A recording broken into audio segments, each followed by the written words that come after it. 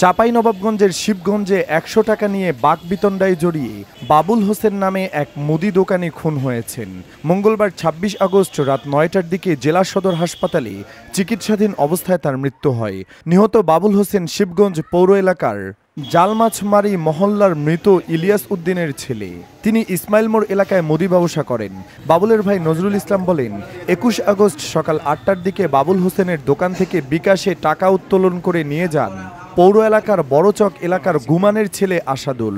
পরে বেলা 11:30টার দিকে একটি ১০০ টাকার নোট নষ্ট বলে ফেরত দিতে আসেন আসাদুল। এ সময় তাদের দুজনের মধ্যে বাকবিতণ্ডা হয়। পরে ১৫ থেকে ২০ জন সন্ত্রাসী ডেকে বাবুল হোসেনের ওপর হামলা করেন আসাদুল। এতে গুরুতর আহত হন বাবুল হোসেন।